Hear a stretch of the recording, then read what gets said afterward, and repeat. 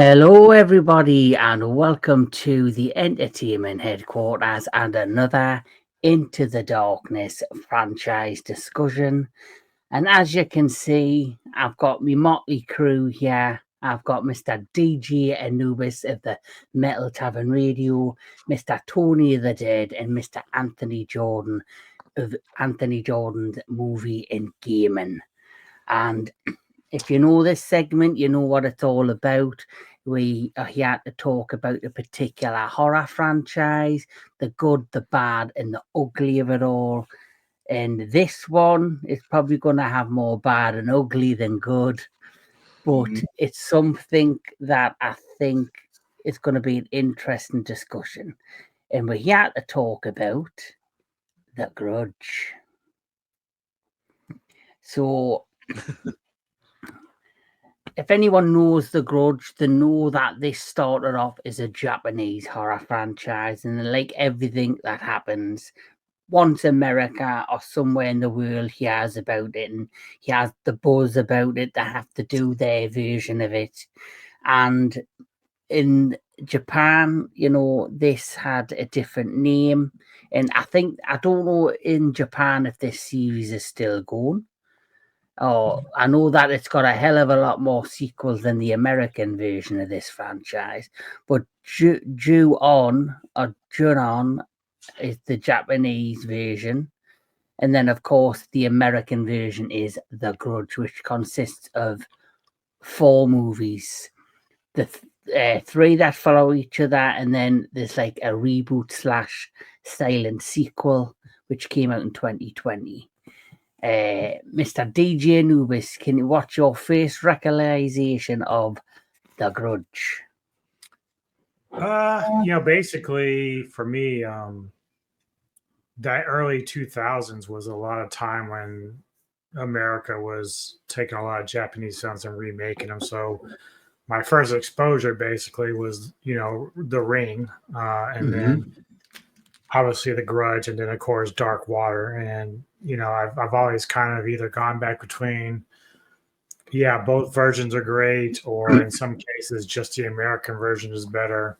But with The Grudge, like The Ring and The Grudge, both were two that initially really, really affected me in terms of fear and what we could do by taking some of what Japan was doing and just kind of improving upon it. Japan, obviously they didn't get really super gory or anything with their original movies, but the American versions kind of upped their notch a little bit with a bit better production and a little bit better CGI and stuff like that. So The Grudge, to me, when I first saw it, I really, really enjoyed it. But I did make it a habit at the time to, once I watched the American ones, to go back and watch the original ones. So really, I saw this back in the day. I love Sarah Michelle Gellar, obviously from Buffy and some of her horror fame in the past. So I really enjoy her a lot. And I keep forgetting Sam Raimi was involved with these as well, but some of them not as good as the other. So yeah. Mr. Tony of the Dead. The first time I saw the Grudge, and that I don't really remember, to be honest. It was when it first came out, because I don't think I saw it in the theater, but I was more of like I always, when it first came out, to I'd rent it. So I probably saw it with my cousin or something, or with Shayna. I don't remember. It might have been an early, like, in the relationship date, but I never forgot that thing. And watching it now, it hits way differently than then, which we'll talk about more. But like, yeah, it's a lot different. I only saw the first and second one. I never saw any of the Japanese ones of it. But I did see the Ring Japanese version, but I never saw Ringu, but I never saw the other ones after that, like, or One Missed Call, like those movies. I saw like the first one of that. But yeah, it was very interesting going back and rewatching this and then seeing the third one, and then I didn't even know they had a remake. I sure we say part 4. But yeah, that's my first take of this stuff. Anthony?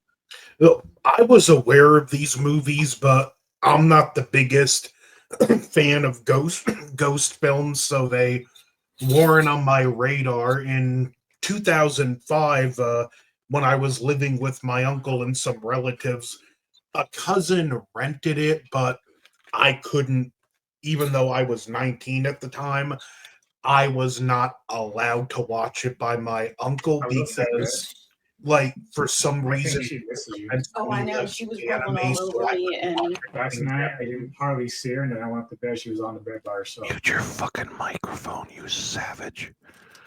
No, I know. I'm talking outside of this ass wipe. Then turn her microphone off.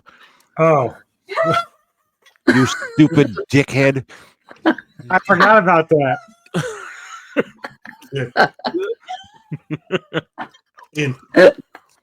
Whoops. Anyway, Yeah. listen, despite being 18 and not being able to watch it for stupid reasons, it just fell off. But I didn't say anything inappropriate. I could have talked shit about them. They were like, "Yeah, we know, dude, you motherfucker." Not anymore. You are over there. I'm not here. I forget they're both tied in together. Well, Banana meter. we know you ain't. Does he gonna think say, he's muted again? We know you ain't gonna say anything behind our backs you hadn't already said to our faces. True. Mhm, You're that's right about true. that. You are Also, very true. I do believe there's no one there. He's simply talking of himself. He's lost the plot. He's lost his mind. Mhm. Yeah, these movies make me paranoid about shit. These movies, if you watch them in succession, it will push your sanity to the limits. Neko and Neko. I 100% agree, Anthony. Those are some creepy movies. And I'm sorry I'm hijacking your show. I'm just saying goodbye. And No, you can hijack our show anytime. all right, I'll see you later. I renamed You're my part of channel. the team anyway. Yep. Aw. She is. See ya. I'm Yes. going back to my mom's. Anyway, I didn't watch Take care, them. Neko. I didn't watch them until you announced this, and I thought we were doing the Japanese too, so I watched the first two. I watched the American one first, which I did really like. I thought it had a good episodic feel to it. Mhm. Then I watched the Japanese version, which it was good, but there were things I felt the American did better, like cutting some of the subplots out, and the fact that this phone I record my videos with records with better video quality than whatever digital cameras they were having back then. And all I can say is, aside from the first Japanese and the first American one, I'm not going to be as kind to the rest of these. Mm. Well, my first interaction with The Grudge, it's like I say, I think somebody bought it or rented it. And I remember going round to their house and they said, "Oh, this is a really scary movie. Everyone's talking about it." Like Anubis said, there was all this buzz about, all these American studios buying the rights to Japanese properties and then doing their versions of them. And this was like, obviously, The Ring was one of them, and The Grudge was the second one. So I kind of had in my mind like a certain feeling or expectation of it. And when I actually got to see The Grudge for the first time, it really wasn't what I was expecting, but I wasn't also disappointed in it, if that makes sense. It was just okay for me. I've always been more of a fan of The Ring than The Grudge, but I respect The Grudge for what it is. And you never know, down the line, we could actually do a franchise discussion on The Ring eventually. We've learned from history, whenever like Hollywood releases a movie and you just hear all about how terrifying it is, it's not going to be anywhere near as scary as they're hyping it up to be. Yeah. So let's get cracking, as Tony likes me to say, and let's talk a little bit about The Grudge. So, The Grudge is an American supernatural horror film franchise released by Sony Pictures, based on a part of the larger Japanese Ju-On franchise. The first installment is a remake of Ju-On The Grudge and follows a similar storyline to the Japanese film. The sequel, The Grudge 2, is not a remake of the Japanese sequel, but follows a unique storyline. Al also still borrows some plot element from several Japanese predecessors. Another sequel, The Grudge 3, picks up shortly after the event of the second film. And in 2020, there was a reboot released simply called The Grudge. So, let's talk about the very first movie, the first Grudge. So, where would you like to start, gentlemen? Tony. Well, I've got to say, we'll let Mr. Tony start this one. You have the floor. What do you want me to talk about? Like just what I thought about it? Like you could about the plot and your thought of the plot. All right, yeah, I think of the movies, this is the best one. I think the story is fine. Because it's new and we're just finding out about it, what's going on, and what you see, why she and the little boy is like that, and everything, and it's interesting. But watching it now, the only time I jumped was with jump scares. Like when you first see her and that Yoko is like looking in the attic and she has the lighter and turned around. And it's like she was like right there and you could sort of see it, and then like just turn and her face is half revealed. That made me jump. I was like, oh my God, I had headphones on too, as I watch these at night with headphones on. So it made me jump, and I'm going, you fuck you. I'm going. It's like, now I'm older. I get angry when I get that scared over something stupid. And I was like, oh, it still got me. But like now watching it's not as scary as I remember. The sound is more annoying to me now than anything. It's still kind of creepy, but like it's not like. And now I remember. Now I know why she makes that noise. I totally forgot why she made the noise, which is interesting. But you find out in the third one. Is it the third one or the second one? Why she makes that noise? Second one. It's the reason she makes that noise is she was slowly dying, and that's the noise her voice made after she gets her neck snapped. Yeah, I didn't know that until I forgot about that. To be honest, I forgot a lot about the second one too. But the thing with the first Grudge, though, throughout the plot, there's loads of plot holes of events or things that happen, and you don't get the answers, and that's probably the most positive thing you can say about the second one. It kind of reveals the things that were unanswered in the first one. Yeah, that's true. I know we're still talking about the first one, but I do like how the second one picks up right away. I like when movies do that, where it's like it's not like years later or something like that. It's like I like that. But Sarah Michelle Gellar, she still pretty much looks like that nowadays. She doesn't age very well, or I shouldn't say very much. She's definitely a vampire. Definitely. Bill Pullman.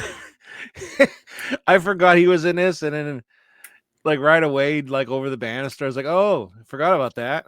Pita. That's one thing Shane and I always would go, Pita.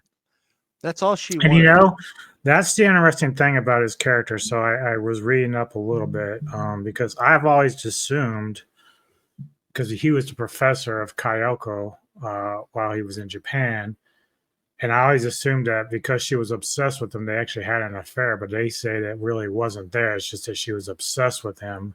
Yeah. But then I go back and I'm like, well, why the fuck did he commit suicide if he didn't do anything wrong? Like, I'm sure he was scared, but it didn't make a lot of sense to me at the time. So it was just kind of weird that he would do that. I think he commits suicide because he's in shock of what he's witnessed. Obviously, Either when you that or go, it's similar to what you see in the second one at the beginning when Karen, who's played by Geller, ends up falling from the roof. But that's more because Coyote is pulling her down That's true. to make it look like a suicide. So I don't know if that's the same kind of case and we just don't see it with Pullman's character, but wasn't the impression I got at the time. I don't know. It's true. yeah. Well, for anyone that's struggling to understand the plot, so the plot is an American social worker moves into a house in Tokyo that is haunted by the ghost of Kyoko Saki. The ghost attacks the social worker and drags her into the closet, which starts off a spiraling mystery and events.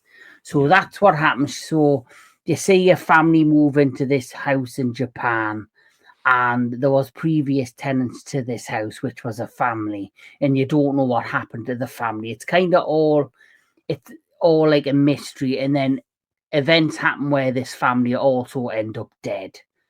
So you have the mother who's got Alzheimer's, you have the husband who's obviously moved to Japan for the job, and then the wife who feels out of place because she can't speak Japanese.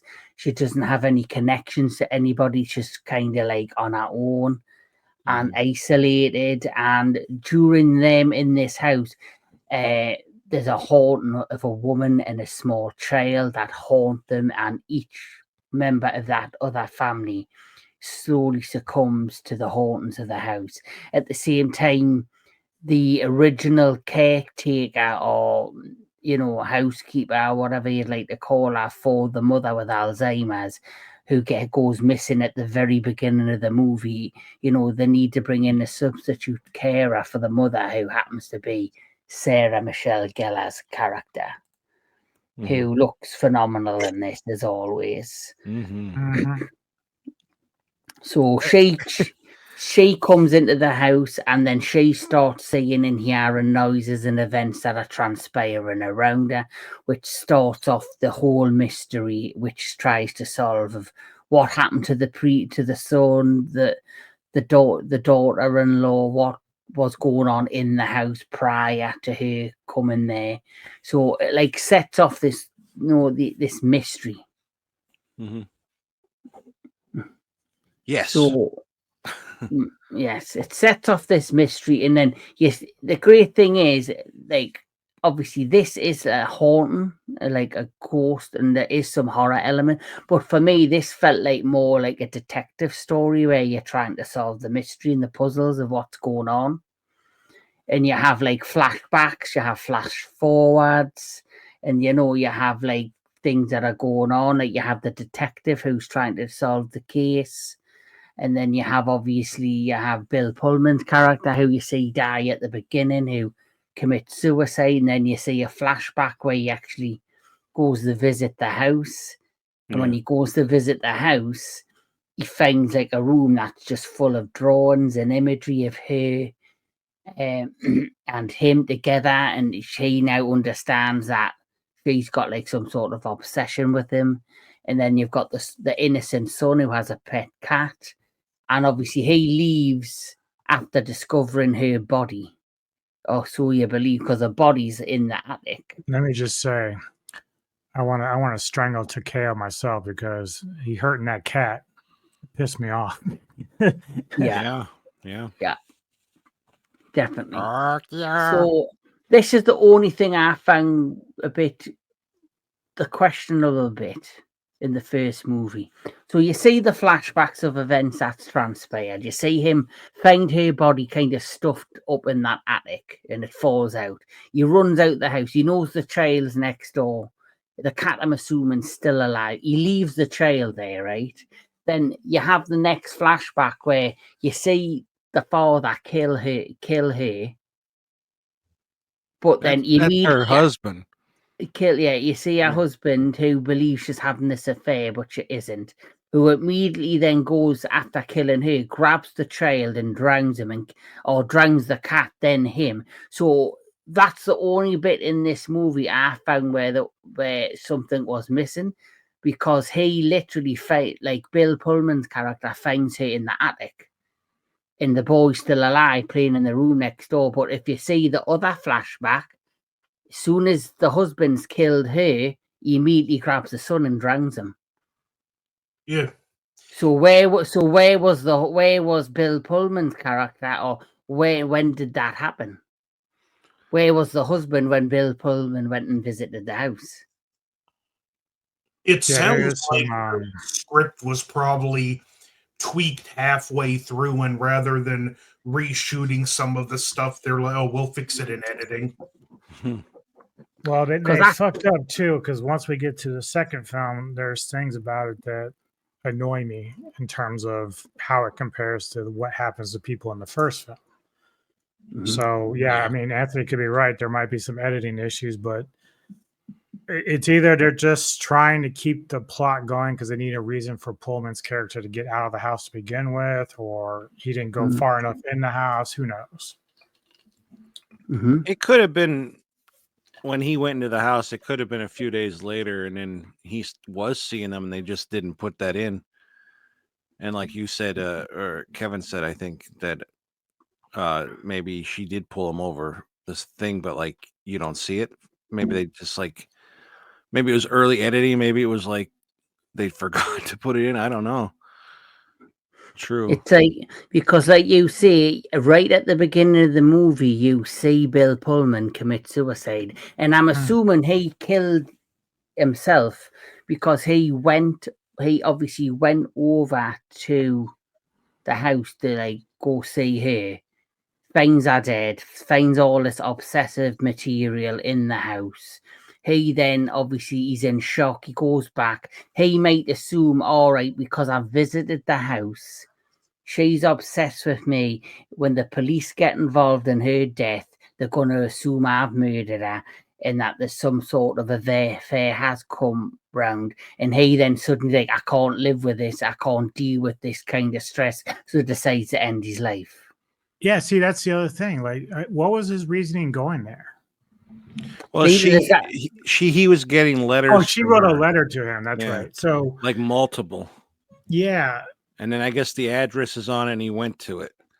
And So I guess so. Was Yeah. his initial plan to be like, hey, we can't have that kind of relationship, or like this is why it seems a little bit confusing because I'm thinking, yeah, he was probably banging this chick on the side, and then like when she's dead, that's when he decides to like go kill himself. Because like Kevin said, even if he's not caught there, if they think that he's having this an affair and then she's dead, well then they might blame him for that. Well, don't forget at the time there's a witness. The son's still alive and he witnesses them in the house. Yeah. And he Yeah. says, where's your mother? And he goes, oh, in the other room. And he opens the door. There's all this stuff there. And then he hears noises like rattling in the attic. He opens the attic and her body falls out. So Yeah. that happened. But then later on in the movie, when they're explaining the curse, and basically the curse happens when somebody's in extreme anger or frustration, this curse takes over, and when the person died, they become like this entity of hate and pain, and it showcases the events of basically her being murdered by her husband, but then 2 minutes later after her death, the cat's drowned and threw off the wall, the son's drowned and killed, and then he goes and hangs himself. Yeah. And then, of course, Bill Pullman's character was nowhere to be found during this. So for me, there's a bit too much inconsistency with the plot. There's too many plot holes. But then the second movie, when we get to it, that explains some of these plot holes about the curse and what starts the curse Mm-hmm. and how it forms. Maybe he just from being in that house was just consumed with so much sadness that he just did it. Of course, maybe he was having an affair, and then the loss of her, he couldn't take it anymore, and he just decided to jump. I don't know. It Oh, definitely isn't Really weird. Also, Yeah. just Well, the fact that this was in Japan too, something else that could have played into effect. He clearly would have been a person of interest, and if it Oh, yeah. was to go to trial, Japan has Especially if they over would have found 99 the diary. If they would have found that, that would have really been a. Japan's conviction rate is over 99%. Yeah. That's true. So overall, we'll go around the group. What's your like overall opinion of everything Anubis of the first movie? So like I said, when I watched the original again, it's still a decent movie, but it doesn't hold up as much. Like I think at the time it was probably better when I saw it the first time way back when, but the remake still holds up for me. I still love, like, Tony brought up the attic scene.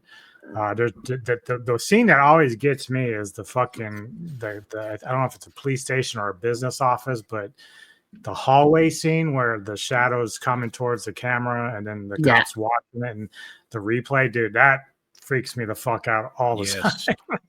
Because it feels real. It feels real, like Yeah. it's that good. It looks real. See, I was mixing it up. I thought that was the second one. I was thinking that was the second one. They may have played it on it again. They may have done it again. Like, see, the second one does play off of certain things. Yeah. Well, in the first one, the family's basically getting wiped out one by one because of the curse. This stupid curse. And then because the curse says basically anyone that comes into contact with it will then be affected, and the curse basically passes on to them till they're wiped out. And if you enter the domain of where the curse is, you then become affected by the curse. So anyone who enters that house immediately is basically cursed. That's stupid. That's so stupid. I get so angry thinking about that. Like, oh, hey, look at this house we might want to buy. And never mind. And you're cursed. Like, just because you. Well, the only thing you actually kind of bring up an interesting point because, again, I don't want to keep jumping away from this movie, but in the second one, we have a case where a young girl is an exchange student and she gets kind of duped in by these two other girls to go play. Let's go look at the haunted house. And so she's there by innocent. She's like there by deception. So she's not actually choosing to be there. Yeah. Other than the fact that she's just trying to fit in. But you would think that Kyoko, who is this angry spirit, like you would think she would kind of understand what's going on in that case and wouldn't be trying to kill everybody that comes in contact with her. But, right. But they do try to play off like the lore of how she came to be, or at least the spirit itself. So I don't know. It's really, it goes like the second movie just goes on to this really crazy direction. But you know, Tony does bring up a good question about like why the spirit tends to just attack anybody and everybody. Like it's really crazy. Yeah.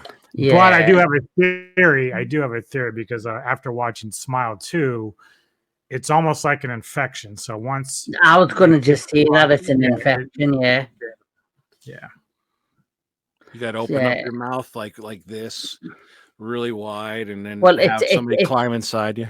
Well, it's like anybody who walks into that house, they get marked at. It's like it's like a zombie. It's like if you're bitten by a zombie, you are now infected. You will become a zombie. So, well, if you look at like The Ring, it has like a tape, and so the idea was everybody had to make a copy of that tape to keep that thing going. That's what she wanted. That's what Samara wanted. So, in this case, maybe Kyoko just kind of wanted that, where she doesn't want people to forget about her, doesn't want people to not remember what happened to her. So in order to do that, she does these things to pass it along and keep passing it along and keep passing it along. Yeah. So that's basically what happens in this. And the first movie, basically, Sarah Michelle Gellar's character investigates it. She then discovers what happened with the father killing her and killing the child and the cat, and because she's been wronged and been murdered in such a vicious way, I think the case is if you are murdered in such a callous, angry way, your fury then fuels and becomes this curse. Yeah, I will say this one did handle the story of what happened better than the original, which gives it all away in the opening credits, where in this one it takes time before they even hint at what previously happened in the house. Yeah. Are we talking about Yeah. the second one now, or are we still talking about First one. Oh, okay. So I'm reading it here because I think it says when somebody, yeah, When somebody dies, a great fury is created. yes, That sounded like the Lawnmower Man. it did. So yes, when somebody dies, it creates a great fury. It creates a terrible movie. So, Shortage of those. so Anthony, Tony said for the end of the first one, what's your like overall thought on the first one? For the most part, I thought it was a good movie. It definitely had some continuity issues, and as Tony said, I hate that sound. The first time you hear it, it's creepy and unnerving, but like once Especially you when get she's coming down those stairs, man. I'm like, Yeah. And it's funny because they're like, I'd be like, dude, I'm out the door. Sorry, dude, gotta go. like once you get used to the sound, it's just kind of annoying. I do like the kind of scattered way it tells the story out of order. It has a almost episodic feel to it. Yeah, yeah. This could have been split up into like a 2-part mini television special. Yeah, or like back in the day when they would release like 5 or 10-minute web shorts, it could have just been released episode by episode like that. Mhm. But overall, this one, thumbs up, I would recommend. Mhm. Yeah. Well, going back to so people understand. So this is what the curse says: when someone dies in the grip of a powerful rage, a curse is born. Just like that. Yeah. And then it says the curse gathers in that place of death. Those who encounter it will be consumed by its fury. So basically, like an infection or a virus, if somebody has this curse inside them and they die in that place and someone were to come upon that place, they then are consumed by the very curse. And then, of course, it spreads. So this ends with Sarah Michelle Gellar character after investigating and discovering about this haunting about this woman dying, her husband murdering her, the child, the cat, and she's trying to somehow end it. And she believes how I can end this curse is by setting fire to the house, which originally was going to get done by the police officer who would meet his end. But he had all of the canisters of gasoline and all of that ready to set fire to the house. And Why then do they have to go inside to do that? Why don't they just splash like the building and then throw a lighter or something? Why'd they have to go inside? Throw a Molotov through the second-story window. Right. Yeah. Because that's how the script is written. Yeah, that's the easy answer, though. In life, would you go inside to set it, or would you just be No. like, as In quickly fact, as possible? I'd be down the street with a fucking rocket launcher. That's what I'd be doing. And a hose, one of those. Why in most slasher movies, when people start turning up dead, you have that one idiot that has to investigate something alone? Yeah. That's Yeah. another Oh. thing that we'll talk about with these movies. The investigating, like I heard a noise and I had like, no. Well, I always laugh in horror movies where if someone's in the living room and the front door's right in front of them, instead of going up out the front door, they go straight up the fucking stairs. Yeah. Have you seen that commercial, the one with the kids during Halloween, and they're like running away from the guy with the chainsaw? I forget what commercial it's for. It was a Geico commeral. Yeah, she's all like, well, let's just get into the running car. And he's like, are you crazy? Let's go to the cemetery. They're like, let's hide behind these chainsaws. Yeah. The killer's just like shaking his head like, idiots. To be fair with running up the stairs, if I lived in a place with stairs and my bedroom was upstairs, I'd Well, run up the stairs because that's where I keep my hole puncher. wait, what? So that's gonna save you, huh? The hole 9 puncher? millimeter. Oh.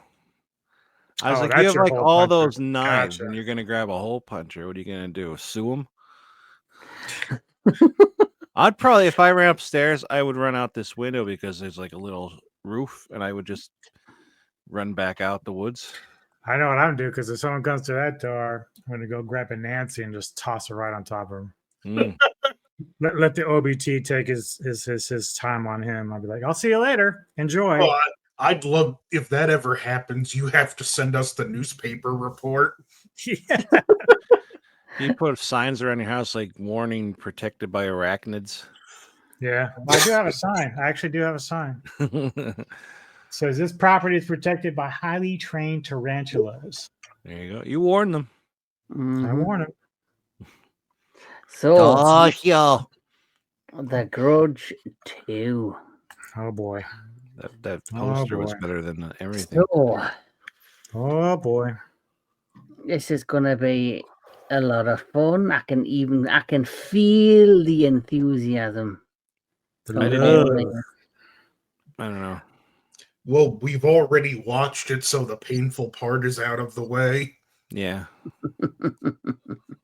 I loved Yeah. it. I don't know about you guys.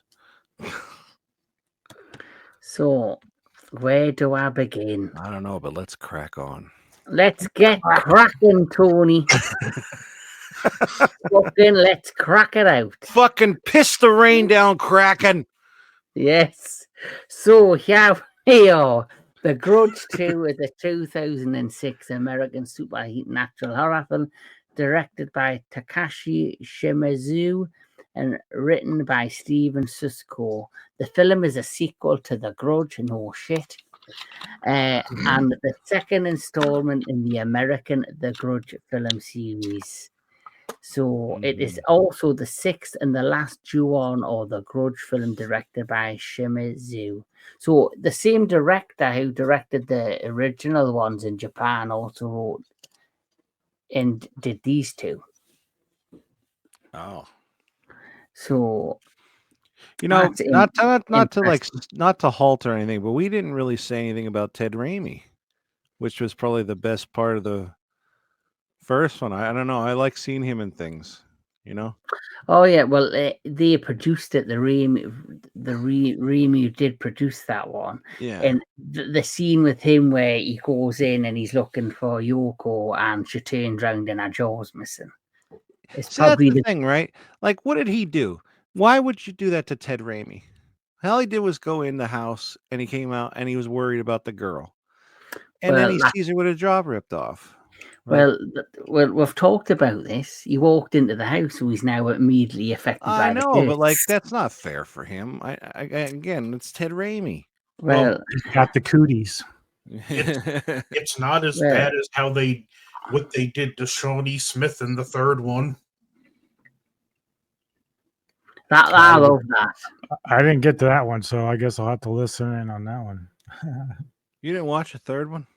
Fuck no. You gave I had a up? hard time with the second one.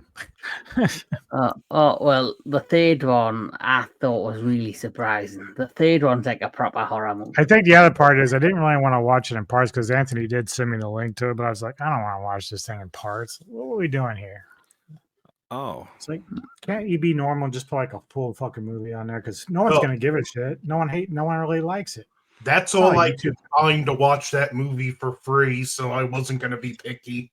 Mhm. You went to the wrong Anthony. Just saying. Well, Mhm. your ass, whenever we do these things, should automatically give us links, Mr. Know-It-All. Mhm. This was on Plex. Yeah, but not everybody has Plex, genius. Well, not everybody has a library card to sign up for Canopy either. You don't Mhm. need one. You can. I didn't have one. Just go in Everyone, there. Fake it. everybody on here except you, though, Tony, has access to their fucking Facebook. I knew he was going there with that. Yeah, but did you know that if you go down here and it says like setting. Well, when you're setting this up, you can actually just email it right here. And Plus, I You deactivated my have a Facebook link. The link opens to StreamYard. on my phone. It should happen on your I'm not desktop signed too. in. I'm not signed in. Get signed in. I Get deactivated my signed in. Facebook. Do it, Tony. Do it, Tony. You know what? If you don't like learn new things, your brain's gonna go to mush, Anubis. Learn new things. I know how to use email. God forbid you lose your password to that. You know what I'm No, saying? that I change once in a while. But Facebook Oh I did my God. deactivate, so You are so funny, dude. well, let's get cracking. that was better Begin. than these movies, that conversation just now. Mhm. It was actually. Yeah. Like its predecessor, the film features a plot that is told through a non-linear sequence of events and includes several intersecting subplots. It follows Karen's younger sister, Aubrey, coming to Japan after finding out about Doug's death.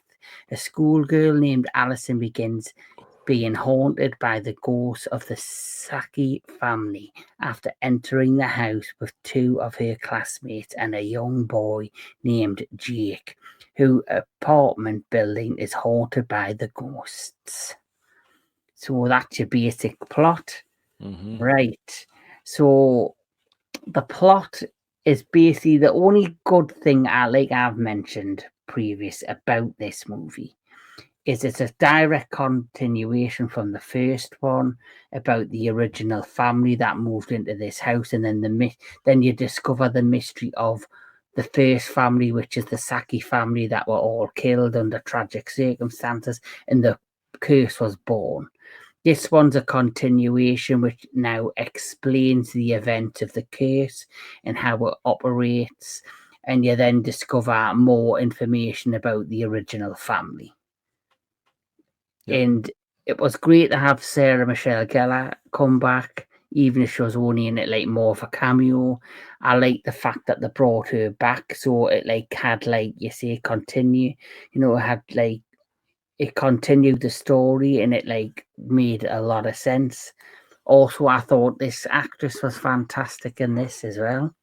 Yeah, I thought she was good. And it was a bold move to kill Sarah Michelle Gellar off right at the beginning. Mm. Mm-hmm. I don't think But- they're going to have a choice, really. I think as well because she's been affected by the curse. If they hadn't killed Sarah Michelle Gellar character off, it probably wouldn't. How could it would have been another loophole, and people would have been, asking the question, well, how come she survived all this time when everyone was just getting wiped out? Yeah, they systematically? would have been treading down like Final Destination territory. I was by so keeping her thinking alive that. for so long. Yeah. Yep. Mhm. Yeah, because like you said, she could just pull you through your clothes and take you. Mhm. And like you said, Final Destination, she's in a padded room alone, nothing in there. So Mhm. it's not like she's gonna slip on something and stab her eye, or something. Which I was thinking that too. Like you can't just like run from it. It's gonna get you somehow, and Yeah. in some of the stupidest ways. And well, I'll when it's my turn, I'll talk about stuff. But Mhm. go ahead. Right, Tony, it's your turn. The second one, yeah. When we were saying about how the girl went in there, she just thought she was like becoming friends with these girls and that, and which I had said that the I don't know what's her name, Masuko or something like that, the other girl in the group. Um, Oh, you not- had Yuki and I think Vanessa's the yeah, other one. Miyuki. She was cute as hell, and Mhm. she seemed very, very sweet. Also, I know what hotel I'm going to go to whenever I go to Tokyo because that they're like living in like 2550. Like, which room do you want lit up? I want this one. 3 hours for like 3,800 yen. I don't know. It's like you just want to take a nap, just go to the hotel. But anyway, yeah, I was thinking about this, and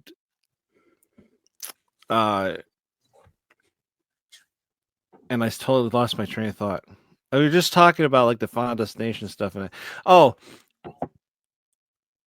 I can understand, like, because now we're the you said about the curse, people going there, and this girl, it reveals it at the end, but like, the apartment building starts getting all funky, and people are reacting to it.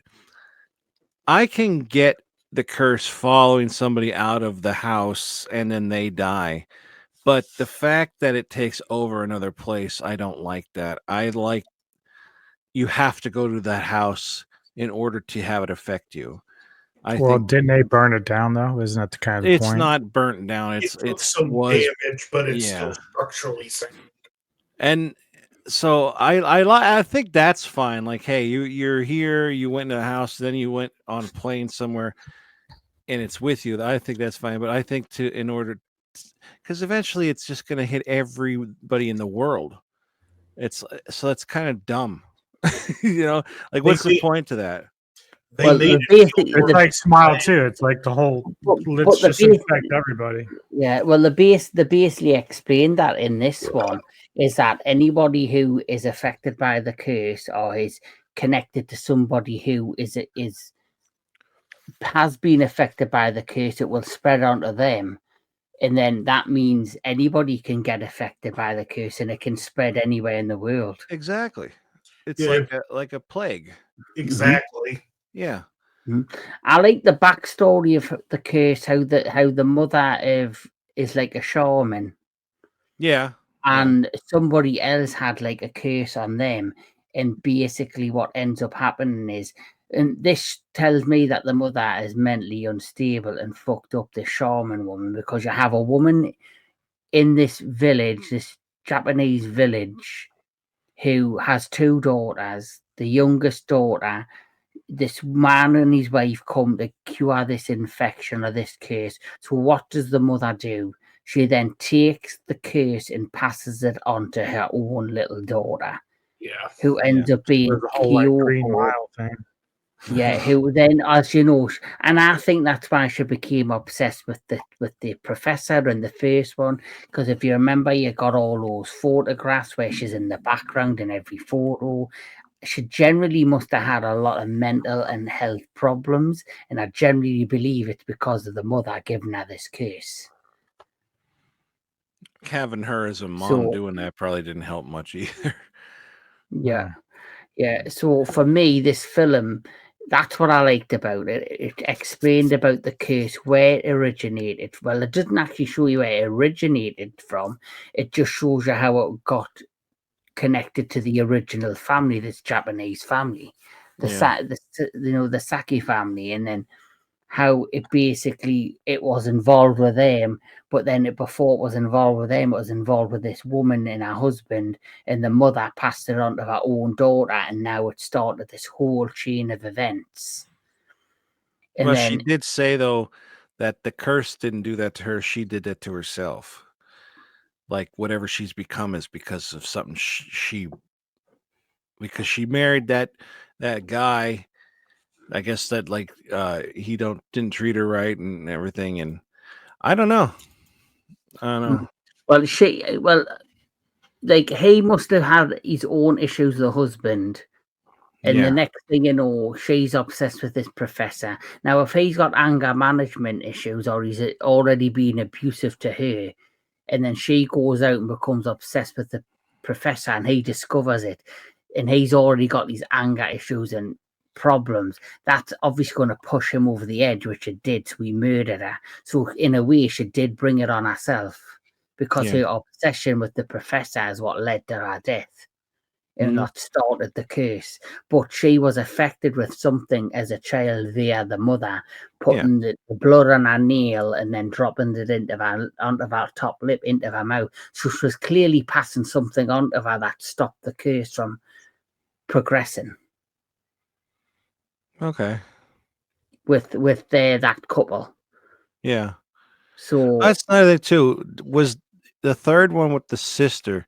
Is that like they just added that, or was she actually? Did they say she was in the second one? Like, was there another little You girl? didn't know the sisters revealed in the third one. I think that was just how do we make a third one kind of Mhm, thing. Okay, mhm. because I was gonna say I yeah. didn't see no other little girl. But the thing is with the sister as well, and even when she's revealed, she's not really in it much. Yeah, She's not really part of the plot till later on in the movie. yeah. Anthony, your feelings on the second one? Ugh. Yeah. This was a slog to get through. It kind of had a promising opening, but it quickly goes downhill. I don't like how the curse is more like a plague now. And just overall, the characters just weren't as interesting to follow. Even if there were some good moments, like when the sister finally stands up to her mother over the phone, I thought that was a well acted scene, but the story just felt very scattered and incoherent, as well as what they can do at this time. Like, we have a character that literally gets pulled against her will onto the property. She didn't cross the property line. She got close, then we see the arms grab out, pull her, and next thing we know, she's in the house. In even like the backstory with the mother, I'm like, do we really need that? I'm not against like no explanations in the that full convoluted J.J. Abrams mystery box nonsense, but I think they only did the curse with the mother to explain the origins of the curse or how it affected the original Japanese family and started spreading. I think it was their way to explain it all because it wasn't fully explained how she became a ghost basically in the first movie. Yes, you have the opening scroll and monologue, but even though you've got that, you don't really understand it. And I think this was their way of saying, this is how we're Yeah, going but to I agree with Tony Anthony though, because like I don't really need that. Like it she's just a pissed off fucking ghost because some dickhead murdered her. Like that's all I need. Like that's reason enough for her to be pissed off. it explained a little too much. I've shared this before, but it suits for this. The opening quote from Alan Wake: Stephen King once wrote, "Nightmares exist out of logic, and there's little fun to be had in explanations. They're antithetical to the poetry of the fear. In a horror story, the victims keep asking why, but there can never be an explanation, and there shouldn't be one. The unanswered mystery is what stays with us the longest and what we'll remember in the end." I don't fully agree with that in every case, but in a case like this, I feel like, yeah, we did not need that portion at least explained to the extent this film did. They could have said something that still kept it ambiguous, but just spelling it out like this just didn't work for me. This film Yeah, I agree. thumbs down. My favorite part of the movie though was this scene. I thought that was great with the photography. Yeah. I mean, Yeah, it looks great in motion, but like when you pause, still just freeze frame it right there, it does look a little goofier. yeah. The thing, my problem is though, when she comes in then and discovers him in the corner, and then like she like holds him, and then like it turns into her again, and then like back to him, and then what's see, I can't remember her name, her pictures and faces in every one of the pictures. Yes. It's like, was that her face really in those pictures, or was that just like for us, the audience? Because like when the cops go back and watch like in the remake where she's watching the thing and she sees the guy come in, but then when they rewatch it, the guy doesn't come in. Is that just like that girls could see that, or can anybody? Well, I don't know. it's like if you remember in the first movie with the security cameras in the hallway, where the sister's trying to she hears noises and she sees the ghost coming up the stairs.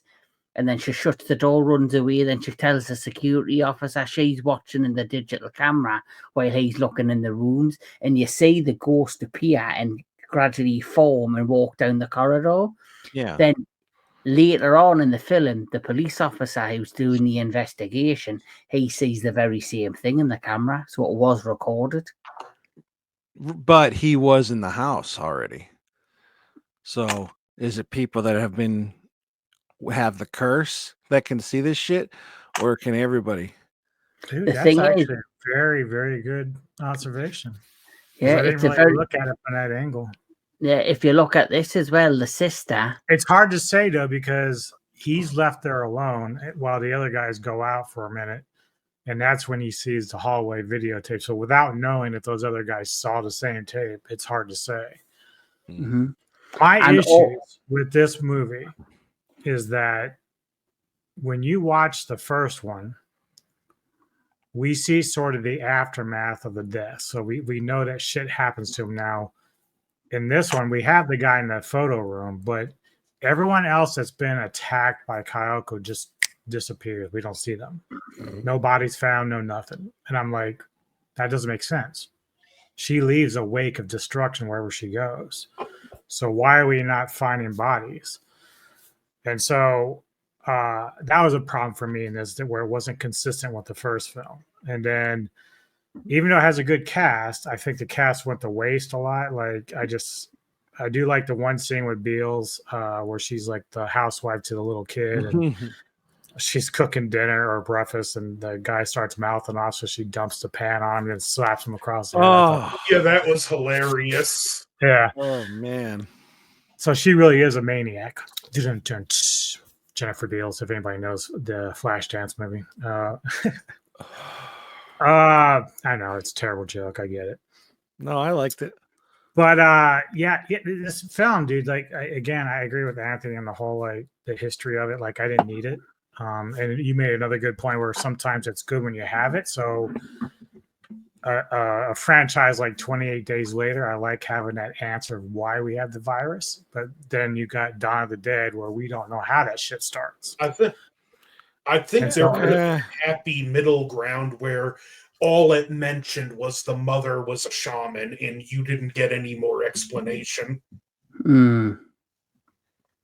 I don't even need that. Like I just again like it's not unheard of. Like even with the Ring movie franchise, like we have an understanding that this young girl was basically killed by her adoptive parents or whatever, and her revenge is based upon that. That's all I need. I don't need like any extended shit. You know, the fact that the young kid's like, oh, you lit her out. Oh, she wanted that. She's angry. Yeah, and that's all I need. I don't need any like deeper explanation on that stuff. It's like, And if you I'm talk good. to somebody who have watched the tape, you're not infected. Just don't watch the tape. well, but everybody's curious. Problem is, we're all dumbasses as human beings. We That's called dumbass. that? Yeah. Well, Well, yeah. If you received the tape, I'm sure you'd be safe with it. Yeah. I wouldn't watch it because I know about the tape. Actually, I would watch it and then let her come through the TV, and I'd hug her. Yeah, but you know what's going to happen, dude? Is I'd we'll fucking have hug her. I'd hug her. Tony will have it, and he'll put it away. And then one day, one of his kids are going to pull that shit out. Like, I think I found Dad's porn, and you're going to pop it in, and boom, there it is. Yeah. Then He'll you got to get go it. save your kid. And I told them, don't touch my shit, and that's what happens. He'd get it. He'd be like, well, this is going on the bottom of the pile of all my unopened movies. Well, it would be opened already, though, right? So, final thoughts. You think obviously, you think the Grudge 2 is the mainest one of the series, don't you? I think it's the pinnacle sister in this cinematography. one, she's like living what's her name's death and everything, living her death, and then she comes down from the attic as I think she looked terrifying there. Like she kind of looked really scary. Yeah. Yeah, it's I The don't know. the thing I like about these films, the way they end, the bad guy always seems to win. Who you think is the bad, or is the vengeful spirit always wins? So right at the end, Sarah Michelle Gellar's character, she's basically taken down by the ghost, and right at the end of this film, the same thing happens. So there's Yeah. like there's no winners, everyone loses. So this takes us to The Grudge 3. Oh my god. So They couldn't even find a younger kid like to play the boy. no, I think it's, I don't know, is it the same actor? Even though he's grown up, they kept it consistent with the same actor? I don't think so. I think it's just like credited, like, because she's not. It's a credit from the original, but like she's Mhm. not. I think it's just like archive footage or something. Is Is it it the supposed to same? be the Is it same guy, same kid? I don't think so. Because I is it the thought he same? kind of got taken too. Yeah, is it the same? Is the kid in the end of the third, the second Oh, movie, that kid. Yeah, yeah. the one who I'm talking played. about the ghost kid.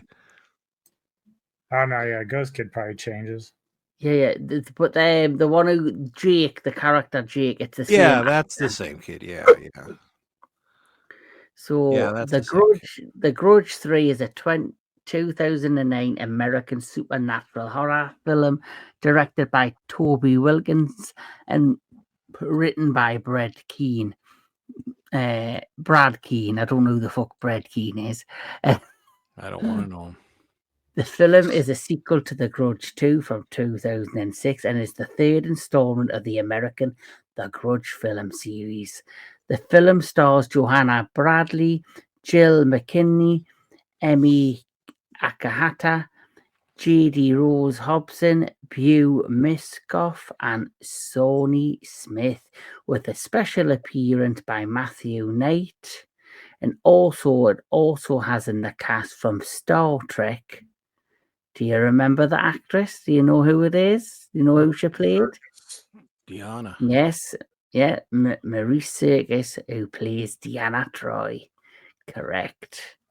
So this basically takes place directly after the end of the second one, where the character of Jake, just like Michelle Gellar's character, is locked up in a hospital, talking nonsense about a ghost. The apartment building in Chicago, the curse is now settled there. And basically, there's a rundown apartment. There's a brother, two sisters. The younger sister has health issues.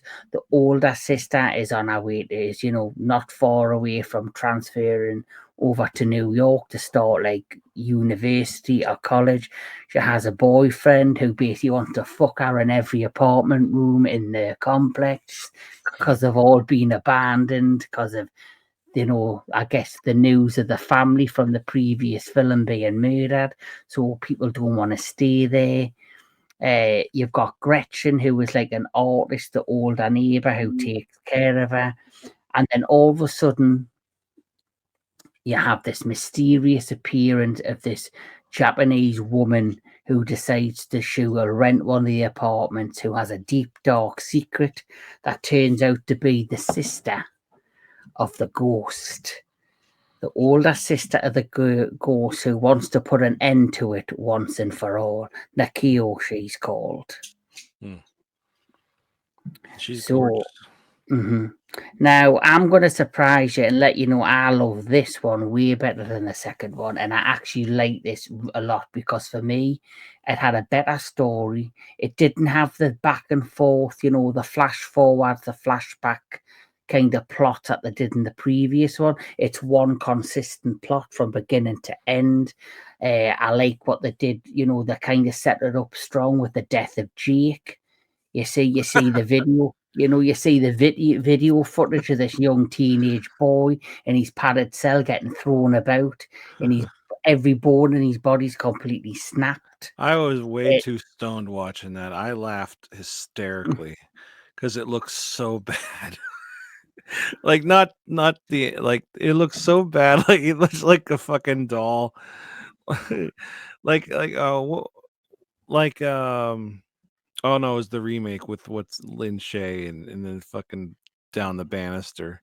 God, sorry, I'm getting ahead of myself. But yeah, So obviously that happens after his death. He's like his doctor was looking after him.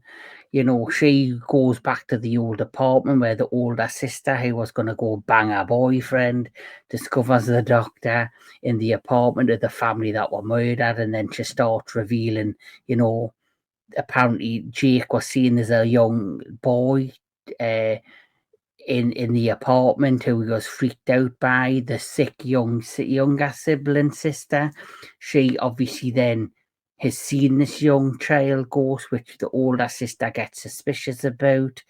The older brother, who's like, I guess, the caretaker of the apartment's under a lot of pressure because the owner wants to get a management company in to try and salvage the building, make it profitable, and he could potentially lose his job.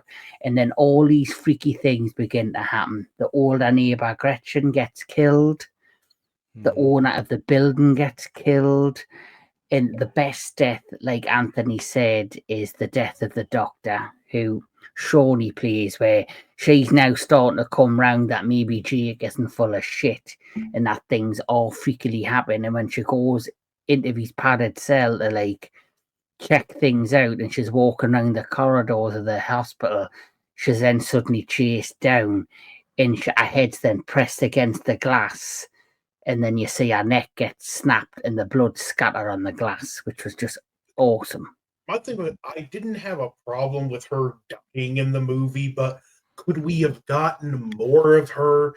She's one of those horror actors that you always enjoy seeing, and she's barely in the film. True. yeah. Who knows what else she had? Maybe she had Saw 10,000 to film or something. But even like some of her cameos for the Stephen King TV movies, like The Shining, it's like a 10-second cameo, but it's still, oh, cool, that's Shawnee Smith. You never know, too, that maybe there's more to it and they just cut it. You know, True. But that scene with her and her death was the best scene, I think, in the whole thing. I disagree.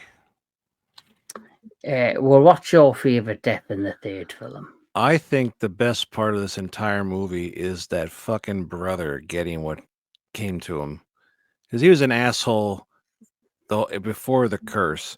Oh And yeah. then when he killed the sister, the Japanese sister, I can't remember anybody's names, and then she came back as the vengeful spirit, and you see her like crawl up to him, and then when you see she like bit his throat right where he stabbed her through the back of the neck, and it came out her throat.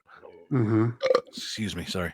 So Anubis hasn't seen it, so we'll just explain. So when the sister comes in and she basically reveals, you know how we found out in the second movie that the mother was like a shaman, and she took this curse from this couple and put it into the younger daughter, who then becomes the vengeful spirit.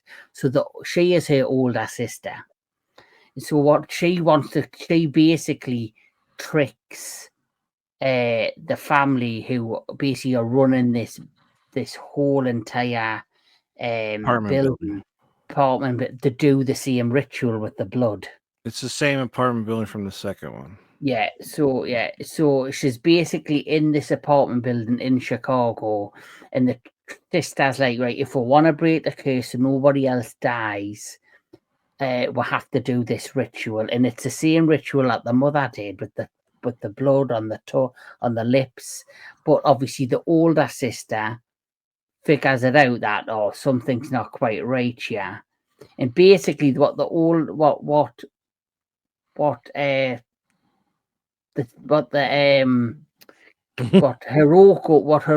wants to do, the older sister of obviously the one who was cursed, is she wants to basically break the curse for her sister so her body and her spirit can be at peace, and that she's not going to continue to be this vengeful spirit.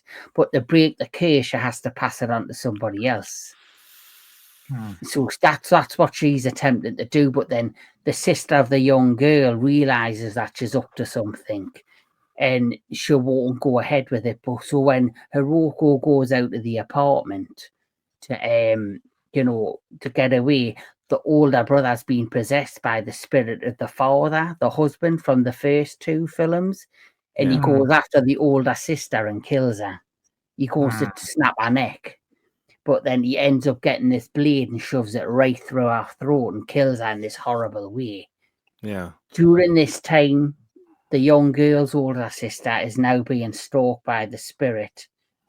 And so what does the younger sister do? She takes the little vial of blood and she drinks it. Yeah. So Which is after what they wanted her to do. And she said it was the ghost Christ from whatever her name is.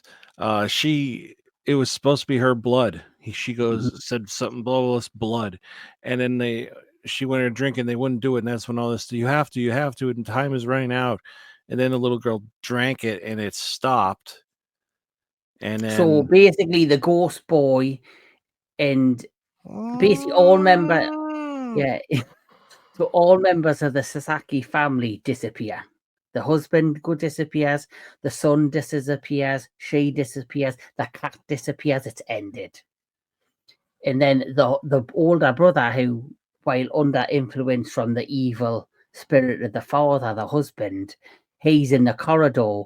The next thing you know, there's now a new ghost, and it's the older sister who was stabbed through the neck. And where the other ghost would crawl around and make that horrible noise, she's had her throat slit in the middle of here. She's basically wandering like a fucking snake down the corridor after him because she cannot walk just like that with her neck. And she basically, what she does is she grabs the brother, pins him against the wall, and bites a hole in his neck and kills him. Yeah. So and she's in like this ceremonial gown, and it's like white, but it's like all covered in blood now. And she's white too. She looks so cool. And he was a fucking prick. It looks actually better than the original ghost. That looks like she's just wearing a white fucking dressing down and a long black. She's like in the proper traditional geisha gown, and she's got blood dripping out of her neck down. The only thing in this though, they looked pale in the first one and then like they got whiter. In this one, they look like they literally just painted them and put like black around their eyes. I was looking at the makeup. It was just too pasty and too thick looking. Yeah, they made them too white, but I also think it's the lighting in the area. The lighting really made it worse. Like if it was just a couple shades darker of a white and the makeup was more thinly applied, it would have had a natural look. But this just looks like let's put the makeup on you. Don't worry, it'll even out on the camera. So like I say, if I go back to this scene where she's in the attic, she doesn't look as white because she's covered in darkness and shadow. Yeah. And then even he doesn't. But then if you're walking down a brightly lit hospital corridor and you're already white and you've got white light on you, you're gonna look even paler. You're gonna look like an albino, completely white. Yeah. And basically that was the problem with this one. It took like they didn't look like ghosts. They looked like they'd fell into a bucket of white paint. Yeah. So that did take it out, but I preferred the story in this. I preferred how it did continue on directly from the second one. I love how it's continuous, but I like the story of the sister coming back to free her sister by tricking the family. I liked how it did have like a shining feel to it, how the older brother now suddenly become possessed by the spirit of the father and he was trying to kill people in the apartment. I thought this one was way better than the second one. Yes, it had problems with the budget. The acting wasn't as well done, but plot-wise and how it came across, I thought was a much stronger film. I I would probably agree there. I definitely, I think the acting is better in the second one, but I didn't care for like anybody in this. I hated Rose, the little girl. I couldn't stand her. The sister, I get it. Like this is where I was saying, like they basically the brother and his two sisters, and he's like kind of running it, and she's like sitting there, and she hears a bump in her closet, and I get it. She's like kind of like their owners, but like there's no way this girl would have walked up the stairs knowing nobody's supposedly up there to check on this noise, and then like going into this like extreme like ops you know detecting everything, like looking around and stuff. It's like there's no way this girl would do that. She would call her brother and say, "Hey, I heard something upstairs." Mhm. It's like and even the boyfriend, he sees like a little kid run up the steps. He's like, "Hey, that guy is only worried about getting laid. He's not gonna like go and solve that mystery of the little boy upstairs." And he was the brother before he was possessed in this was such an asshole. Like her, she's kind of like Anubis. The sister is kind of like, I want to get out of this town. My boyfriend and I are gonna go. We have plans. Yeah, she was going to And New York. yeah, and she's all set. She's literally packing, and the brother comes in and she's like, "If you don't want me to go, then tell me." He's like, "Don't go. I need you here. I can't do this on my own." Blah blah. He like just trying to make her feel like shit, while she's like finally going. She's just like, "You'll be fine. You'll be fine." You can tell he's like making her feel bad, and then she finally decides she's gonna stay. And that's of course everything happened. Like then the boyfriend ends up dying, and it's like the brother deserved everything he got because he was an asshole. I hated him. Mhm. I hated him. I I couldn't hate stand you, Rhodes. motherfucker. Like I should say the act, not the actors or anything. I hate Right. the characters. Character. Well, oh my god. But yeah, I agree though. It was a better story, I guess, but it had really nothing to do with Japan except like they show like the once they're investigating, that's where she came to America. So now it's Americanized again. So Yeah. Americanized and Americanized in America. You know what I mean? Mm. Because at least the first one's in Japan, but we're American actors. Now And for we're in Chicago. You got to come to Chicago. Anubis who hasn't seen, this is how white the ghosts were in the third one. That doesn't help at all. So as you can see, it's brightly lit this way, but that was a crawl at like It's going the around. dance. So she was literally going through the glass to chase the doctor. When she finally catches her and pins her against her, she pushes her head against the wall, and you see her snap her neck, and the blood splatters on the glass, which is a great shot. Yeah, And this is Hiroko, the new ghost. I think looks way better. Yeah, definitely. I mean, as a So- still, it doesn't. Now, I did like in the original, I did love how when she's coming down the stairs, she's still kind of wrapped in that plastic because I thought that was such a cool effect. Yeah, they're more white than my walls. Yeah, they were like as white as the on your hat there. Yeah. But like it That's seriously good. just looked like paint. Like they did one coat of paint on them, and they're just like, that's good. You know, like at least in the original Dawn of the Dead, like okay, they're like bluish looking, but or like grayish blue. But like, this what the fuck? Am I not talking? Don't cut me off. No, I'm just kidding.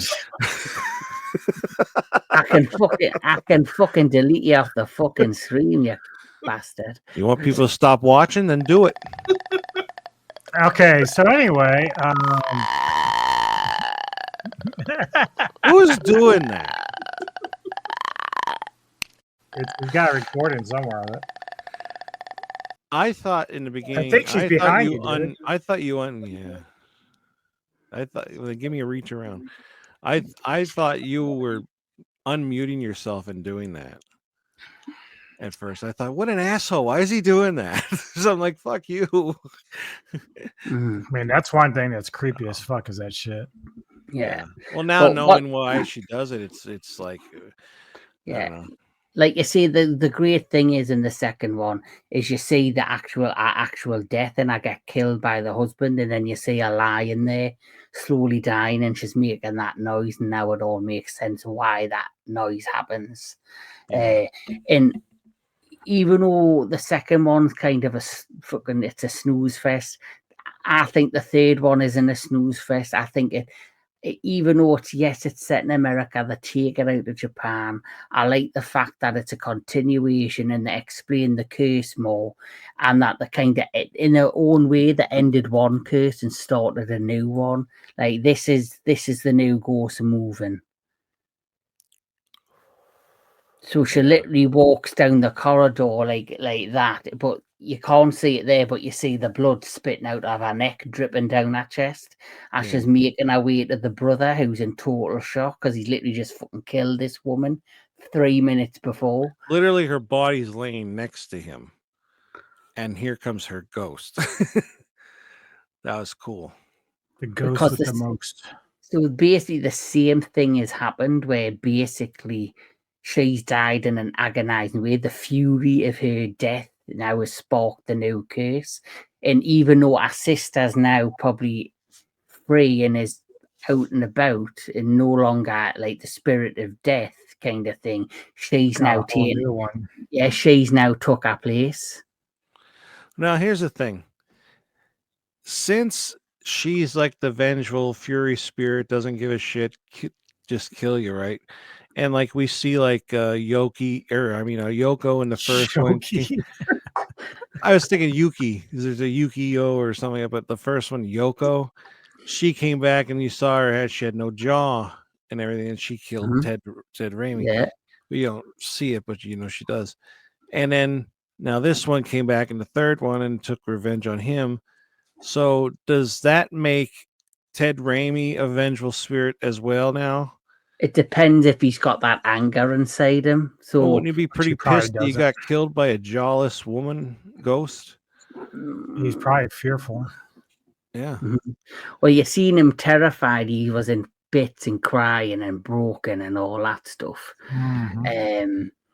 But whether it's enough to make him that angry that he would come back as a ghost, where Yoki, like you say, who's now walking around with no jaw, she came back alive. So there you go. She could still be in Japan now, terrorizing people around that house because Yeah. she's still there. But then it makes you wonder, she was killed by a ghost and now she's a ghost herself, or was that just all part of the curse? Where people you know are the ones that'll come back and terrorize you, but is it really Yoko or is it the other ghost who's like in disguise pretending it's Yoko to get his attention? I don't know. That's another thing. These ghosts can fuck with you. Like they made the girl open her door up, thinking that it was that one guy, and he wasn't there, and then that got this ghost in, and then it was like, oh yeah, and in the second one too. Like I think she was on the property. That's why they were able to pull her in. Like she was on the phone with her mom, or she left a message, and then went in the gate, and the guy said like, "Wait here." No, I'm sorry. Before that happened, like when she was there with that photographer, the journalist, he said, "Wait here." She was still in front of the house, but she was out. She wasn't outside the gate. She was in. That's why the thing was able to grab her, I think. So if she just waited outside the gate, she would have been fine because she never went in before that. But I'm sorry. We're trying to make this better than it really is. Well, it's not really a franchise that is rememberable. Is like how I remembered it previously, and like I say, they're not generally scary. They're more like haunting detective things, trying to solve the mystery and the plot. Anthony Jordan, have you got anything to say? You've been quiet for a good. Well, was it better than the second one? Yeah, but that's not exactly a high bar to fill. Did I ultimately like the third one. No. It did start off kind of interesting, and I'll admit they really lost me after killing Shawnee Smith because she was like one of the only characters you halfway cared about. Because even in the beginning, when she's putting the kid in the padded room because she's the psychiatrist, you can tell she's not one of these stereotypical, like the doctor from Nightmare on Elm Street Part 4, and she legitimately does care about this kid and she's trying to help him. And it's the Grudge, like, you know, everyone's gonna die, but like, could you have kept her, the one likable person, around a little longer? Yeah. That And is sucky if you're watching a film and you're struggling with it, but then one character you really like is gone. It's like, why'd you do that? and like, a part of me kind of wondered, I would have much preferred if you took these horrible characters out of the film and just set the whole film in the mental hospital. I think you've done more interesting storytelling there with people who already are there for a reason and are less likely to be believed. And just what we got, like we've talked about, the ghost looking too pasty white, I'll still give it the compliment, like, especially the sister when she comes back as the ghost. If they had just darkened up the makeup, that would it's still easily the creepiest looking ghost in the franchise, even if it comes off as cheap. But about partway through, like, I was just so ready for this film to be over. I kept checking the playlist because I found it uploaded free on YouTube, and it was in 10-minute segments. So I'm like, oh, I got 5 more of these to get through. You see, I think the third one is better than the second one. Yeah, I like the third one I'll, way much better. It feels like a more consistent horror movie. yeah, It's some fairly decent deaths, and I do like the plot. Like you say, the brother's a bit of a dickhead, but I like how they kind of went back to the original with the older sister who's trying to free her sister of the curse. I thought that was a good plot twist. I'll give it that it's definitely Are you doing better, okay over there? but I still didn't like it much. So that one again, thumbs down. Right. Well, here we go. We're on to The Grudge. Did you watch the remake, Mr. DJ Anubis? No, I didn't get to that one either. So I'll be curious, like, how much it differs from the original.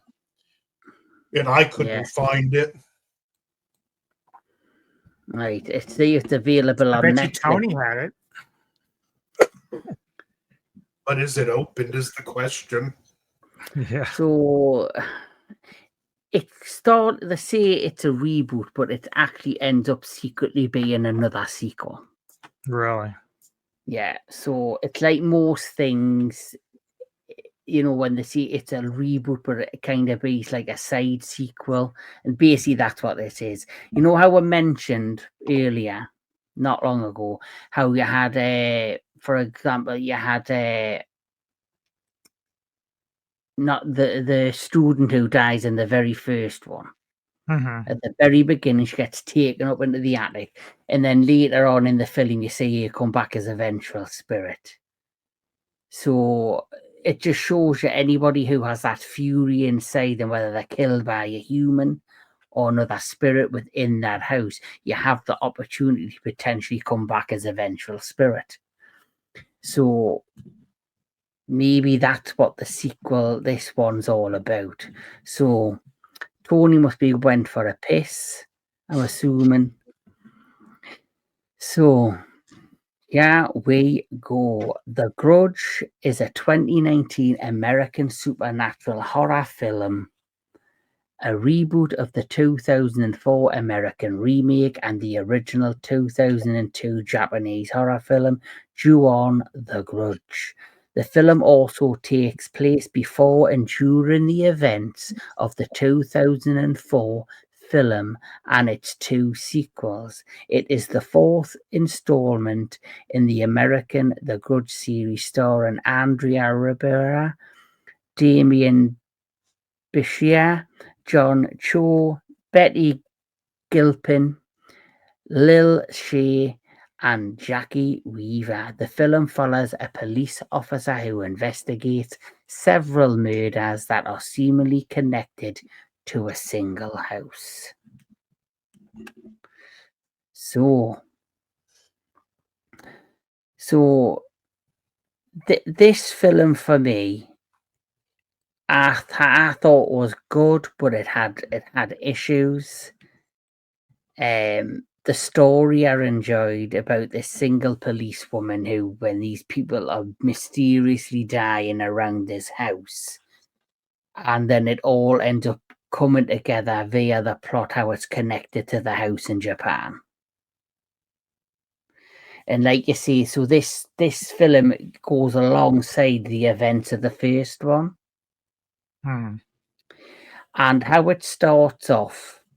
So in 2004, living nurse Fiona Landers leaves the residence of the Williams family in Tokyo. So the Williams family are the family that move in with the woman with dementia.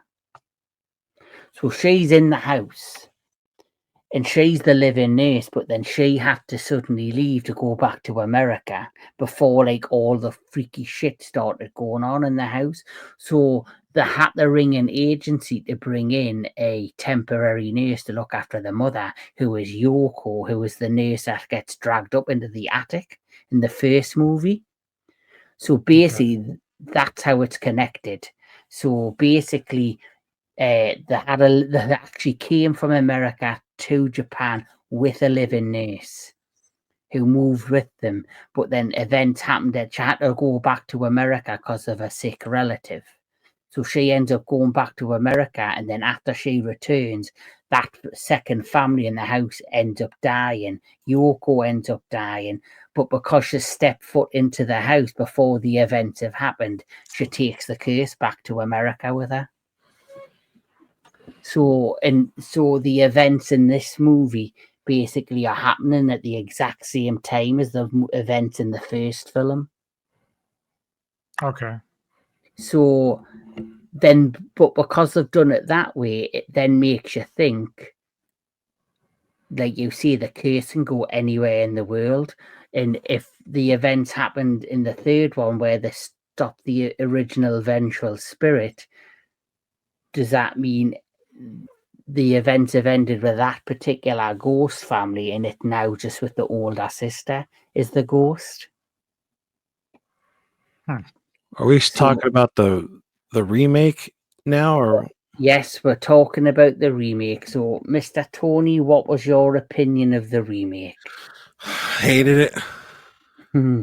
I I've hated just it. I've just been explaining to Anubis and Anthony how they're connected, and how they were connected is that the original family after the Japanese family were murdered, that of course that American family that moved into the house already brought with them a living nanny for the mother, who has to go back to America, and then that's when they hired Yoko, who dies in the attic in the first film. Yeah. And because she stepped into the house and goes back home to America, she brought the curse back with her. Yep. Yeah. And that's why I say this is actually just part 4. Yeah, Well, it's not a remake, it's it's a side sequel. yeah. Also, whenever Hollywood says reboot, I just automatically assume it has some kind of connection to the first movie. Yeah, they always have to do that. Like, 30 years ago, and then it's like Candyman. Mhm. You know? What pissed me off though in this is the ghost itself. Oh yeah, she's stupid. Like, I prefer this. What Yeah. what kind of bootleg looking deadite is that? Mhm, That's mhm, what's his name from Hocus Pocus? Mary. The one that has his mouth sewn shut. Yeah, oh yeah, I know what you mean. The Yeah, zombie yeah. dude. Yeah. Yeah, but the thing Doug is, Adams. Is that his name? the fact that they know this is, I know, yes, it's set in 2020, like was made then. Yeah. But if you know deep down this is going to be a direct side sequel to the original film, and it's the same exact ghost from the first film and the second film and the third film, wouldn't you at least brought in a Japanese actress to portray the ghost? Yeah. You would Instead of trying to make it like her horrifying and proper fucking freaky and creeped out, and deep down they know this is connected to the originals, and they just did not fucking bother their asses. That's what they They said. just They accepted the Americanized it. audience to accept it. Yeah.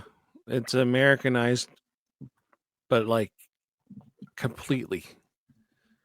Like at least Yeah, like I said, at least when we remade the original one, at least we stayed in Japan and had, just a few American. Now there's nobody in this. mm.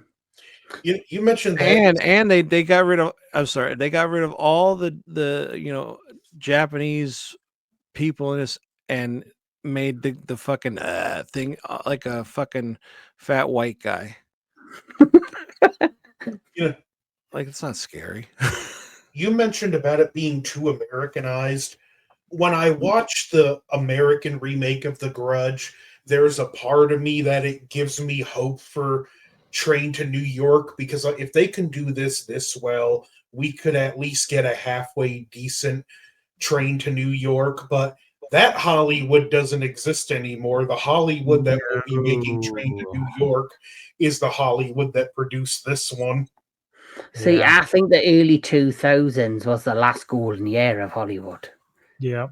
After that, I would say after, say, 2010, that's when Hollywood started falling apart for me. That's when it just became about universes and trying to make anything into the franchise without putting the effort into it, and just became all about profit, budget, and lazy filmmaking to see who would get their arse into theaters. So, And another thing that I think affected it is streaming.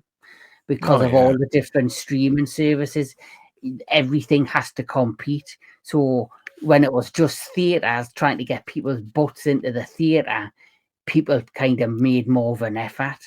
And now you can make a budget for 200 million on a television program as well as a movie now, and they've got to put that work in to get people to watch your streaming services. So budgets have changed, things are more expensive, but just because things have changed and things are more expensive doesn't mean you need to drop the quality of your programs or your films. Yeah. well, they care more about the focus group than they do the writer's room. And it seems Hollywood will only allow certain directors to do what they want. Like Christopher Nolan, they have an open checkbook.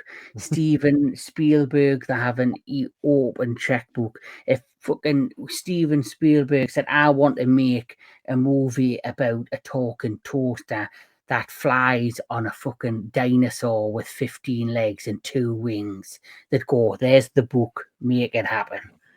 Because he's one of them directors that they know will always deliver, because he's old school filmmaking.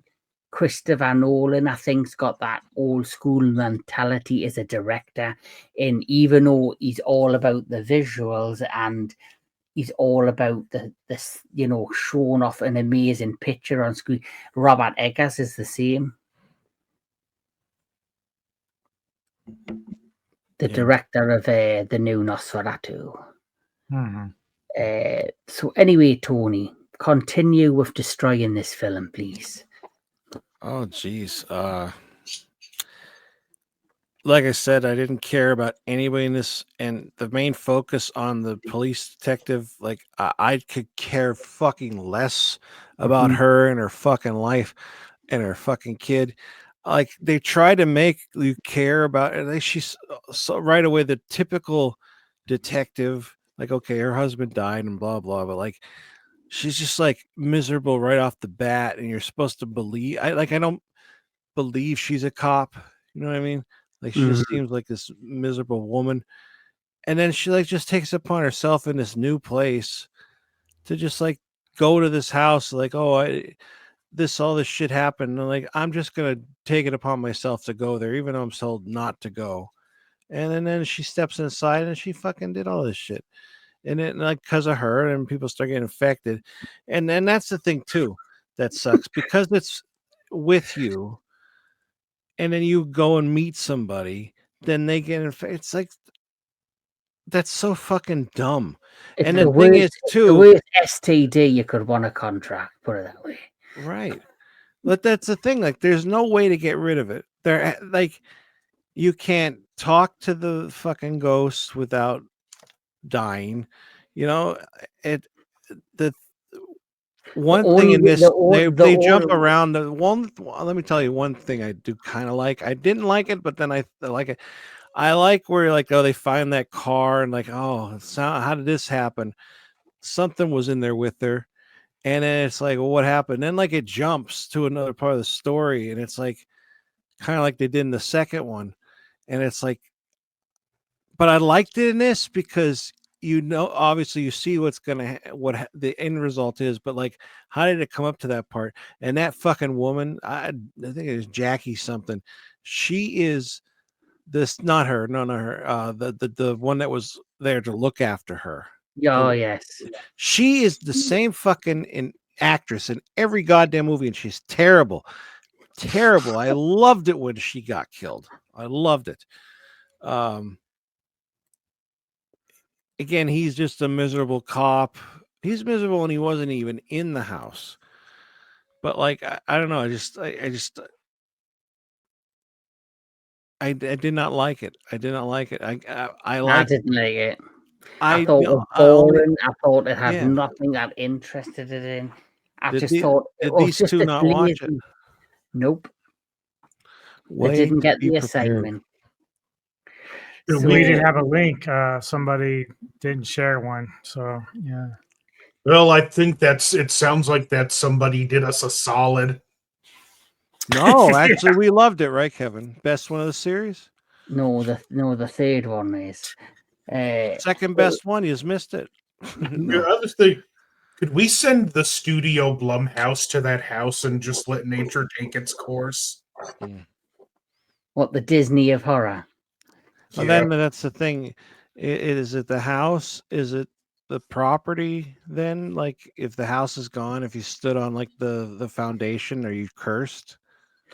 Well, if you remember because like Poltergeist. you say, well, it's like I said at the beginning, the original American caretaker for the mother stepped onto the property, gets a phone call, but as she's walking off the property, she's seeing like a plastic bag on the floor, Yeah. and she's distracted by what she thinks is somebody standing at the window or something. All of a sudden, a hand comes out of the bag, a white hand, and grabs her leg. Yeah. And bang, there she's cursed. And she True. takes it to fucking America. And the next thing you know, the police are investigating. They go to the house and she's dead in the house. She's a Well, how do you corpse. get rid of that then? Do you have to get rid of the land? How deep does it go down? Here's what Does you it do. go? Is Cain and his people down underneath there? The city buys out every house on the block, Right. Yeah. condemns it all, and just builds a big wall around the block, 30 feet in the air, 20 feet down. Ain't no getting in or out. Yeah. Mm-hmm. Kill with fire. You moved the headstones, but you left the bodies. It's Yeah. like, honestly, it's like we said in the third one, how the curse has moved on. So obviously she's meant to be cursed by the same ghost from the first two films. So Yeah. that's why I was pissed off, because to make it feel familiar, they should have had the same ghost actress playing the ghost, but they didn't. They got some generic fuckwad in stupid makeup, looking like he's just fell in a fucking ditch and he needs a bath. Yeah. And I'm meant to be scared of that? No, Go and fuck yourself. wasn't It's scary the- at all. It's I was just mad. It's just some random crackhead you can find on the wrong side of town. I'm gonna Yeah. tell you now, Tony. This film pissed me off as much as Night Swim did. Oh wow. It was This- just fucking after the first. Yes, I know these films aren't like the best of horror. Like I said, these aren't for me horror. They're like scary, haunted mysteries. And this was the worst of the worst. This makes the fucking second one look like an Oscar film. Yeah. Wow. I would rather rewatch the Pumpkinhead movies hmm than any Well, of these. yeah, there's a pretty good movies. The difference, I'd say, No, they're not. if you look at Yeah. the likes of Pumpkinhead, and if you look at the likes of say Wishmaster, the first, the thing with them films is they are pretty much, apart from having little Easter eggs of like hinting to the event of the first Pumpkinhead or the first Wishmaster, every sequel is its standalone story with new characters, new stories. But you know the basic of what happens in Wishmaster. If you touch that fucking crystal, you're gonna release him. In Yeah. Pumpkinhead, someone has to wish for revenge, and then Pumpkinhead rises. The only positive, like one of the strong positives of this is it is one kind of continuing story with the same characters, the same kind of element, except the remake or the side sequel. Basically, it starts off being connected to the first one, then it turns into its own thing by the end, and I think that, you can tell they just didn't. They just thought, right, we'll put that Easter egg at the beginning. She's on the property in Japan in the original house. Then she comes over to America, and that's it. You've got to just accept it. Yeah. No, this is what it sounds like to me, since Tony mentioned Pumpkinhead. The four of us could get together. We could have a watch party and watch Pumpkinhead 3 and just have fun ripping it to pieces. Where if we did the same thing with this movie, it sounds like even on that level, it wouldn't even be fun to do. No, Well, you see, I wouldn't do it. I'd be sick that day. See, I love the third Pumpkinhead. It's the fourth one, the McCoys and the thingy one I can't stand. Fuck That you, was Danish. that was fucking bullshit. At least Fuck the third you. one, at least the third one had fucking Doug Bradley in it. It had some Well, credibility. third one was good too, though. You see, Doug You see- Comparatively Bradley. speaking, but the second one is the best. Me and Tony You agree see- with that. to the folks watching at home, that says a lot about the quality of this movie, that we're talking about other bad movies we would have rather watched. Yeah. This is my night swim, I guess. Yeah. I mean, I didn't even get to the remake, and the second one just made me want to peel my face off of the cheese shredder. Mm. Well, me and Tony did a service today. But there's not really much more we can talk about the remake. It's it tries to be something different and unique, and I just feel like it's more of the generic, stereotypical bullshit horror that we get from Hollywood. There's nothing that stands out or makes it unique. Like majority of horror films, when the fucking well is dry, they have to take an already existing property and reboot the fuck out of it. And 9 times out of 10, it's a failure. So anyway, let's, in order, we're going to rank which ones are from the best to the worst. So I'll go first. The first Grudge, then I would say the third, then I'm going to say the second, and then the Diabolical remake would be fourth. So, Mr. DJ Anubis, how would you put these in order? 1 and 2. Just 2004. Everything else is irrelevant. I don't care. It doesn't sound like the other ones that you guys saw were really much better than the second one. I mean, the second one was bad, but if you think the fourth one's worse, then I can't really argue that because I just never saw it, which is good. At least I would say this. At least give the third one a watch, because I do think that. Well, if I can find, if I can get Dickhead over there to send me a link, I'll be glad to do that. I'd be doing you a favor not sending you a link. No, because listen, he likes fucking Pumpkinhead 4, so he'll probably like this. Look, dude, he talks it up a little bit, and he talks up a little bit. So if it's better than 2, then I might actually be engaged. Mm-hmm.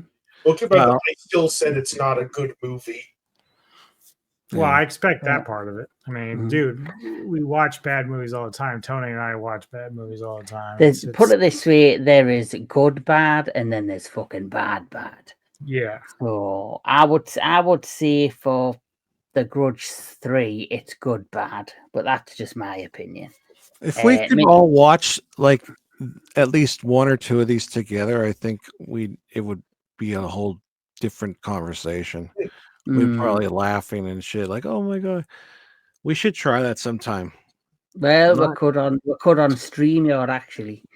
But yeah, anyway, Yeah, you could do it. Mr. Tony of the Dead, your rankings. the same order as you. As yeah, Yeah, so 1, 3, 1, 2, 3. and then the abysmal part 4. Mhm. And did you see the third one, Anthony Jordan? Yeah. So out of the 3 you've seen, what order would you rank them? 1, 3's in the basement, and 2 is in the sub basement. Well, see, but still, you're putting the third one second best, really. So I think you kind of convinced us. You made us think a little more. yeah. So anyway, this has been amazing as always, talking about a franchise. But coming next month, we're gonna get cracking. And we're going to get some celebrating done because we will be celebrating Mr. Tony the Dead's 100th birthday. My Because, 111th birthday. as the name says, he's called Mr. Tony the Dead for a reason because his favourite movies are the Dead movies. You know, we're talking about Day of the Dead, we're talking about Night of the Dead, Dawn of the Dead, Diary of the Dead. You know, he probably has sex with the dead. I don't know what he gets up to in his spare time.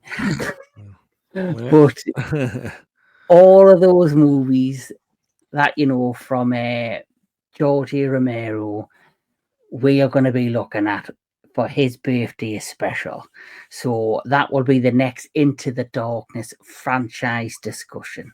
But Mr. DJ Anubis, is there anything coming up on the Metal Tavern Radio?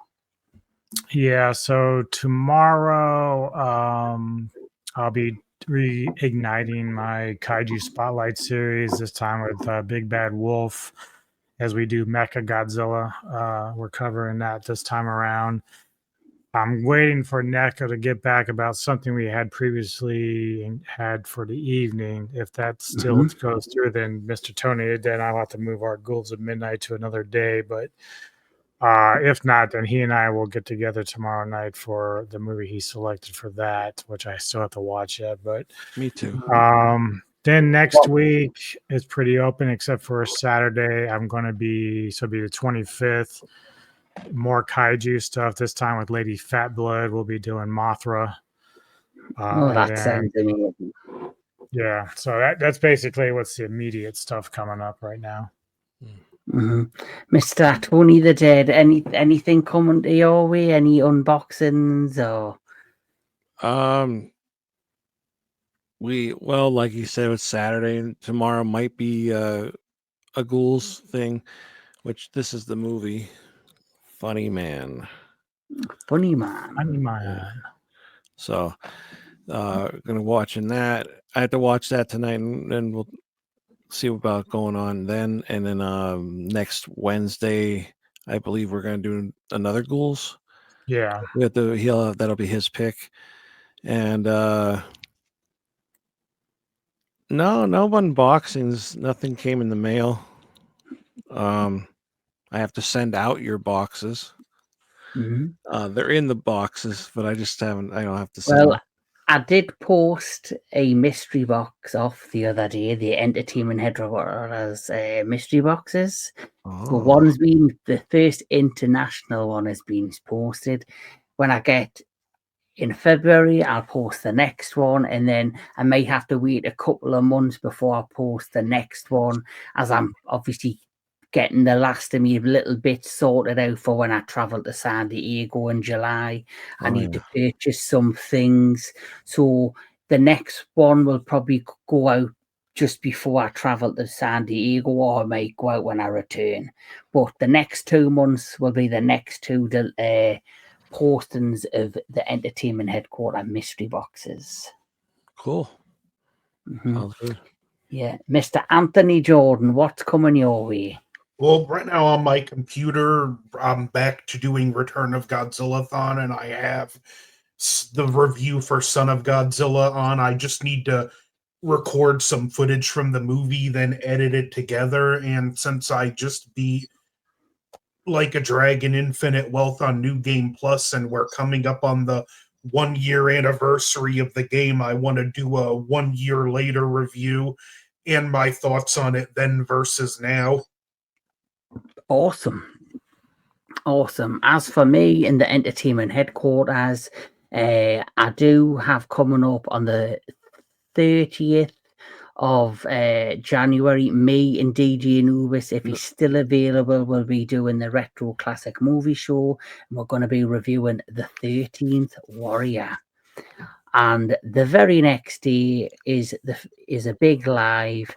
We're going to be reviewing the Giant Behemoth as part of my Kaiju Connection segment, where all of these guys will be a part of. That is the winner of the audience poll, which I put up. I put an audience poll up to see what Kaiju film people would want to review, and that was the winner. So that's what that's going to be like. And then, of course, like I mentioned, heading into February, I'm going to be doing the month of Kong, where for the first half of February, I'm going to be reviewing a lot of the King Kong movies, from the original 1933 up to King Kong Escapes. And of course, to top that off, right at the end of it all, I'm going to be interviewing the lovely Linda Miller, who starred in King Kong Escape. So that's something I'm very much looking forward to. And of course, as mentioned, it's going to be Mr. Tony the Dead's birthday, and we're going to be doing a birthday special dedicated to all the Dead movies, living, Dawn of the Dead, Night of the Dead, you name it, we're going to do it. Birthday of So, the Dead. yep, that one too. All of them. So, yeah. So with all that said, keep on enjoying your movies, keep on enjoying all things entertainment, and don't forget to keep entering into the darkness. Take care, everyone.